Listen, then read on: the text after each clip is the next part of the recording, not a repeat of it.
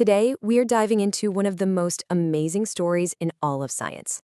It's the epic journey from the mystical world of alchemy, the quest for gold and immortality, to the super rigorous, world-changing science we call modern chemistry.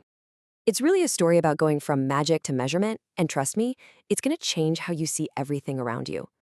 Okay, so let's just rewind the clock for a minute, way back. Imagine a world where the answer to the huge question, what is everything made of, was, well, simple. Not the giant, complicated periodic table we know, but just four basic things.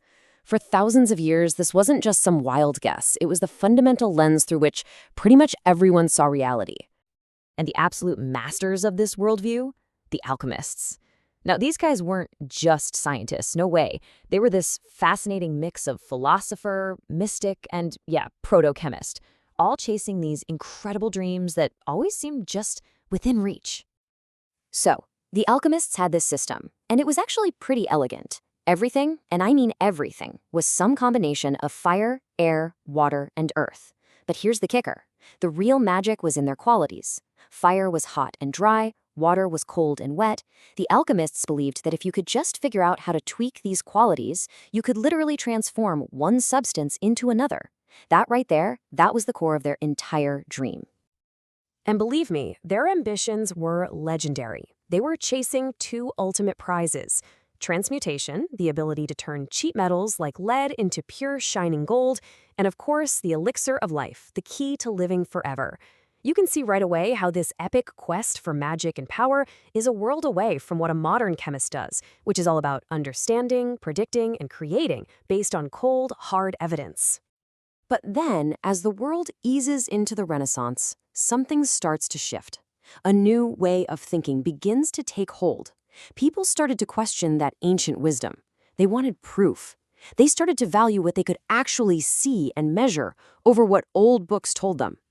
And this new skepticism, well, it was about to bring the alchemists' world crashing down.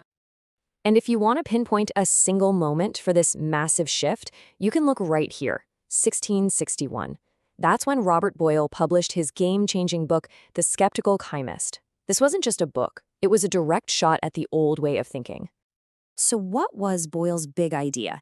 He came up with a whole new definition for the word element. He said, look, an element should be something truly simple, a substance that you just can't break down any further. He showed that when you set something on fire, for example, you aren't simplifying it down to its base elements. A lot of the time, you're actually creating more complex stuff. This was a totally radical idea, and it laid the groundwork for a new science based on actual evidence. But here's the thing about science. It rarely moves in a straight line. Before we could really jump into Boyle's ideas, chemistry took this fascinating and kind of weird detour. It was a theory that, for a while, seemed to explain everything perfectly, especially the huge mystery of fire. It was called the phlogiston theory. The idea was actually beautifully simple. It said that everything that could burn contained this invisible, weightless substance called phlogiston. You can think of it as the pure essence of fire itself. So when something burned, it was just releasing its phlogiston into the air. Simple, right? And this phlogiston model was incredibly powerful because it just seemed to explain so much. A piece of wood, for instance, was thought to be packed with phlogiston. When you let it on fire, poof, the phlogiston escaped, leaving behind the ash, or the dephlogisticated remains. It even explained why a candle goes out if you put a jar over it. The air inside the jar just gets totally saturated with phlogiston and can't absorb anymore. For a long time, it seemed like a perfect, elegant theory. I mean, it was so convincing that when Joseph Priestley managed to isolate what we now call oxygen back in 1774, he didn't see it as some new element. Nope. He saw it through the lens of phlogiston. He called it dephlogisticated air, basically air that was completely empty of phlogiston and was therefore super thirsty to absorb it, which is why things burned so incredibly well in it. But there was one stubborn, nagging little fact that the whole elegant phlogiston theory just couldn't explain, and it was going to take a new kind of scientist, a brilliant Frenchman named Antoine Lavoisier, who was obsessed with precise measurement, to see the flaw and kick off a true chemical revolution. And here it is. The fatal flaw, the big problem for phlogiston. When you carefully burn a piece of metal, the ash that's left over, the calx, always weighs more than the original metal. Think about that. If it's losing phlogiston, it should weigh less, right? So how on earth could that be?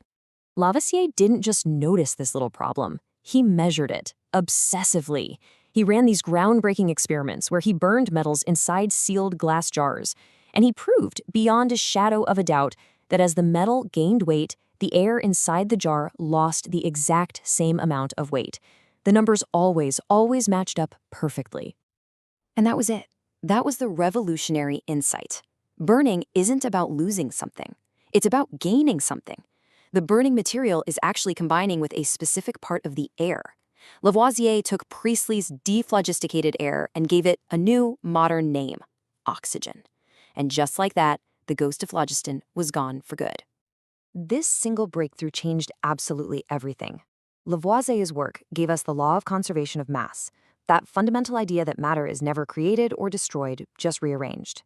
He helped create a whole new logical system for naming chemicals. And most importantly, he turned chemistry from a sort of mystical art into the quantitative science of precision and measurement that we know today. But there's a really tragic human side to this whole revolution. Joseph Priestley, the guy who discovered oxygen, never accepted the new theory. He defended phlogiston to his dying day. And Lavoisier, the father of modern chemistry, well, he was also a tax collector for the French king. During the chaos of the French Revolution's reign of terror, that made him an enemy of the people. And in 1794, the man who brought logic and reason to chemistry was executed by the guillotine.